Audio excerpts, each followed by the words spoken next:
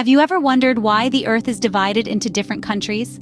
This question takes us back to the dawn of civilization, when early societies began to form and define the world as we know it today.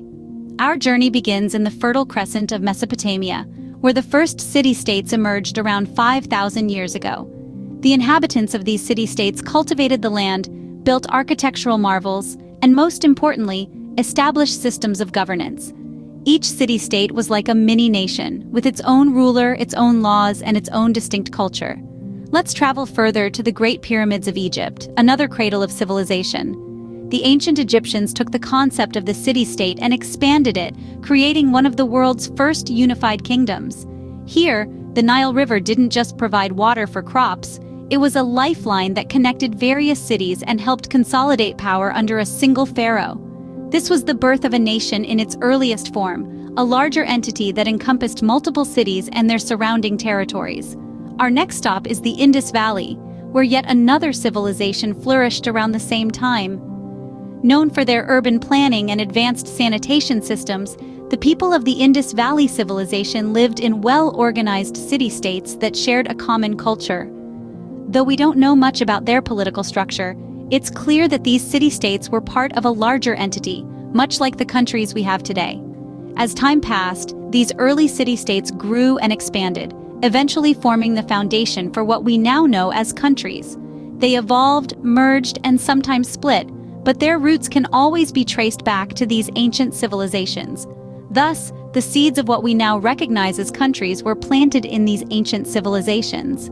The concept of a nation, a collective identity bound by geography and governance, was born in the cradle of civilization and has been evolving ever since.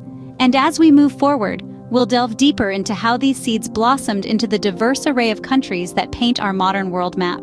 But how did these ancient city-states evolve into the modern countries we know today? This question takes us on a journey through time, tracing the development of societies and their political structures. Our journey starts with the Roman Empire. This vast civilization, stretching from the British Isles to the Middle East, was not a single country as we understand it today. Instead, it was divided into provinces, each with its own local administration, but ultimately under Roman control. This provincial system allowed for a degree of local autonomy while maintaining a unified empire. As the Roman Empire declined, a new system emerged in Europe, the feudal system of the Middle Ages. This system was characterized by a hierarchy of lords and vassals who swore loyalty to each other. The land was divided into fiefs, which were given by a lord to a vassal in return for service. Each fief was like a mini-state, with its own laws and administration. However, these fiefs were not independent countries, as they were still part of a larger kingdom or empire. The concept of countries as we understand them today began to take shape during the rise of nationalism in the 19th century. This period saw the emergence of the idea that people who share a common language, culture, or ethnicity should have their own independent nation.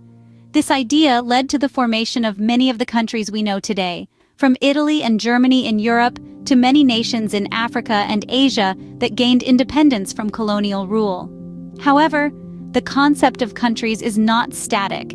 It continues to evolve in response to political, economic, and social changes. Today we see this in the ongoing debates about statehood, nationhood, and sovereignty in different parts of the world. So the concept of countries as we know it today was shaped by centuries of socio-political evolution. This journey through time shows us that the world map is more than just lines on a page. It's a reflection of our collective history, shaped by the constant interplay of power, identity, and the human desire for community and belonging. But what about the world map as we know it today? How did it come to be? Well, let's trace the journey, shall we? The world map we see today has been shaped by many significant historical events. Imagine the world as a giant canvas, and history as the artist. Each brushstroke, be it a war, a revolution, or a treaty, has added to the intricate design we see today. Let's rewind back to the early 20th century. The two world wars were pivotal in shaping our modern world map. The end of the First World War saw the dismantling of empires and the birth of many new nations, particularly in Europe and the Middle East.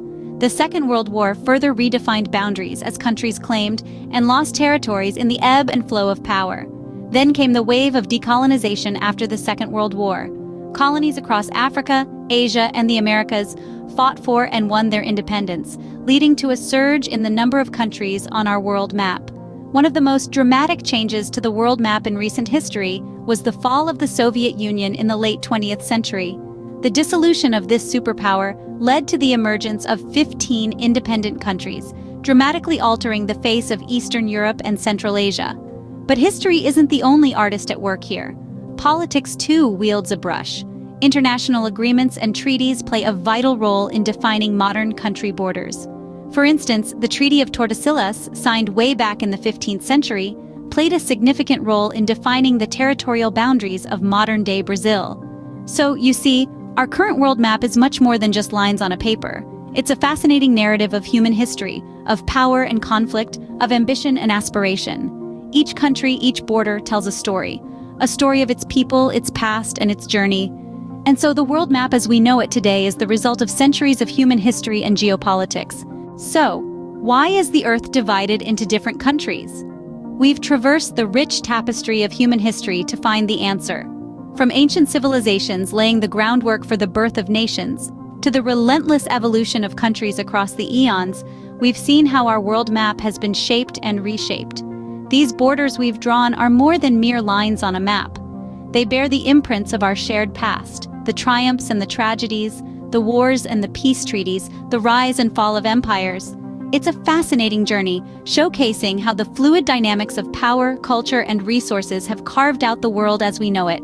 Our world is a puzzle, each piece a country, each border a story. But remember, these are not just territories, but homes to diverse cultures, languages, and people. In the end, the division of the Earth into different countries is a testament to our complex and ever-evolving human history.